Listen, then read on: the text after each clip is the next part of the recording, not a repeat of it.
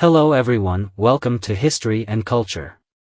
In 1864, after 14 years of turbulent struggle, the Taiping Heavenly Kingdom expanded its influence to 17 provinces and dealt a strong blow to the feudal rule of the Qing dynasty.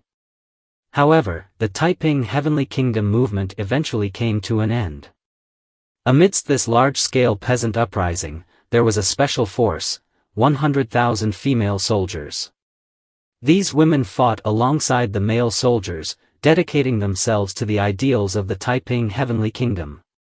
However, with the defeat of the Taiping Heavenly Kingdom, the fate of these female soldiers also plunged into deep uncertainty. What happened to them? What were their experiences in this historical maelstrom?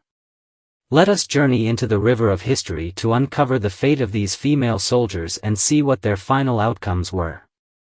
According to related historians, in the society of the time, women were typically confined to roles within the family, and their social activities were strictly limited, with almost no opportunity to participate in public affairs. However, the rise of the Taiping Heavenly Kingdom broke this traditional view. The idea of gender equality proposed by the Taiping Heavenly Kingdom caused a great stir in the society of that time.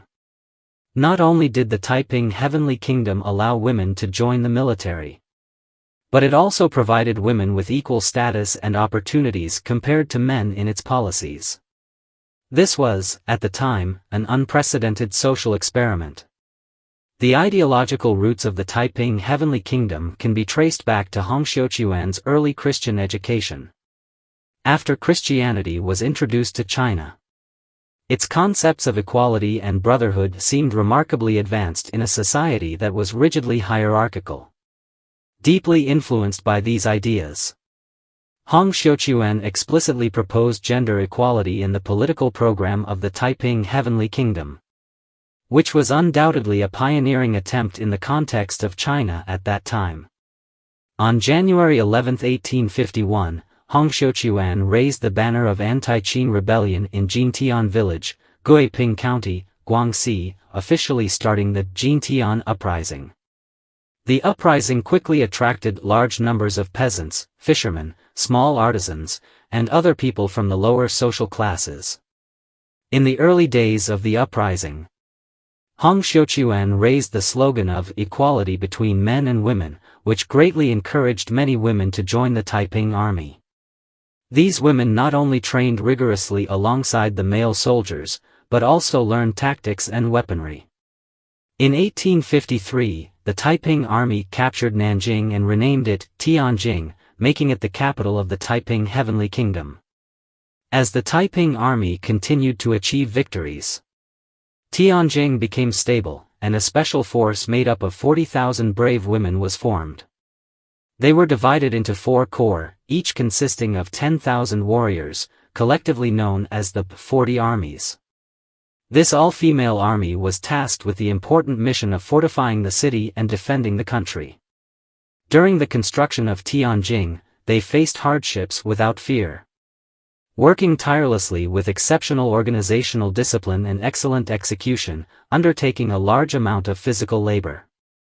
However, as the internal corruption and power struggles within the Taiping Heavenly Kingdom intensified, the situation gradually worsened.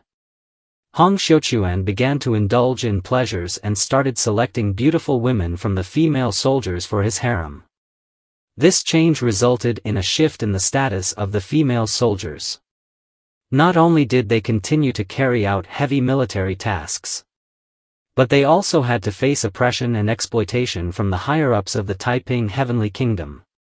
As for the bravery of the female soldiers on the battlefield, some historical records mention that in 1853, when the Taiping army advanced to Anhui and faced a strong counterattack from the Qing army, the situation became extremely tense.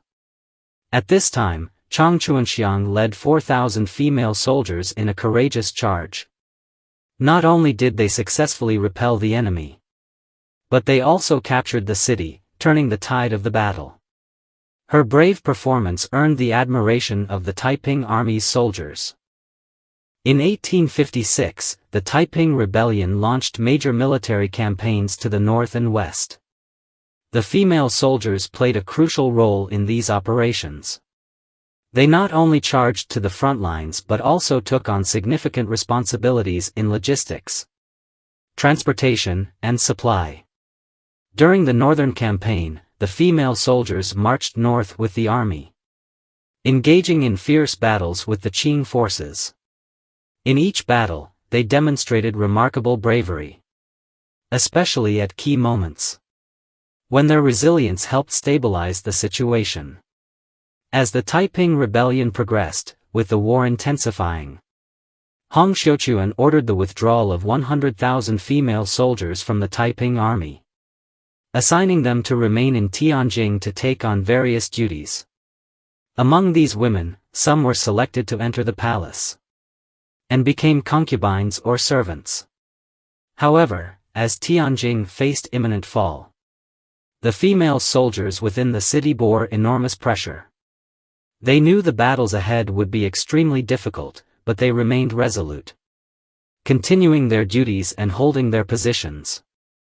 Inside Tianjin, 3,000 female soldiers guarding the Heavenly King's residence worked every day to strengthen the defenses and patrol the area, ensuring the safety of the royal residence. They not only set up multiple defense lines around the area, but also used city walls and buildings to create strong defensive fortifications, preparing for the fierce assault that was expected. Meanwhile, female soldiers in other roles did not rest, responsible for delivering food and weapons to the front lines, ensuring a continuous supply of materials for the soldiers. Additionally, many female soldiers struggled to drive simple transport vehicles through the narrow streets, moving throughout the city to deliver supplies to the most needed places.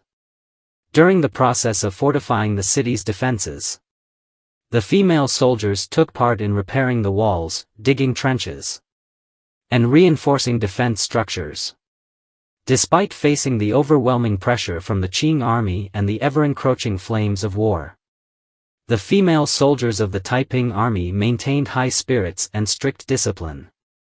They quietly dedicated themselves to their posts, making significant contributions to the defense efforts of the Taiping Heavenly Kingdom.